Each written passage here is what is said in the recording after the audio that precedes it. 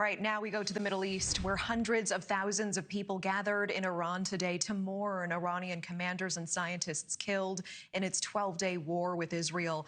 The conflict taking the lives of more than 1,000 people, including more than 400 civilians, today marking the first public funeral since this week's ceasefire. But as that conflict de-escalates, war continues in Gaza, where dozens are reported dead after Israeli strikes overnight and today, and some 50 hostages remain held by Hamas. And NewsNation's Robert Sherman is joining us live from Tel Aviv with the latest. Robert, we got one ceasefire this week. What are the chances we will get another one in the near future?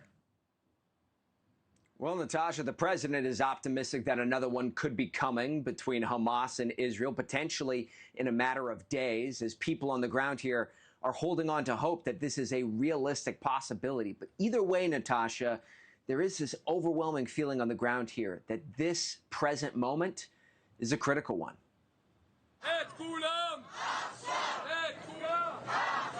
The chants of thousands reverberating from Hostage Square in Tel Aviv for the first time since the end of the war with Iran, reminding the nation there's more work to be done. Israel shifting its focus from the east in Iran to the south in Gaza, where fighting continues and hostages are still being held.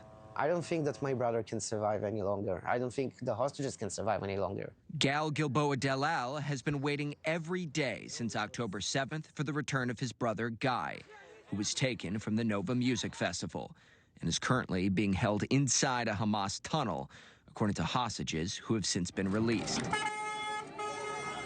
Meanwhile, images of Gazans swarming aid trucks are now a daily occurrence as the international community calls for talks to resume.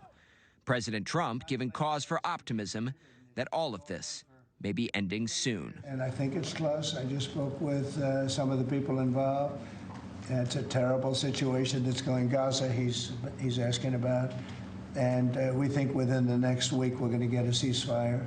The White House engaged in diplomatic efforts on multiple fronts, including Iran, as the president hopes to continue building relations with the nation whose nuclear facilities the U.S. just struck. Iran's foreign minister, however, accusing Israel of running to daddy and vowing to showcase its real capabilities if threatened again. Despite the tough talk, President Trump hoping to keep the communication lines open. And they do want to meet me, and we'll do that quickly. All in pursuit of the big goal, illustrated by this billboard, which went up in Tel Aviv this week, showing the president and prime minister shoulder to shoulder with heads of state across the region. Peace in the Middle East. But the belief held by many, including Gal, is before that can happen, Gaza needs to be solved, and hostages, like his brother Guy, need to come home. We can't start the healing process that we, as families, need, the hostages need, our nation need, and I think the whole Middle East really need this healing process. And as I said before, it can never end or start until the hostages return.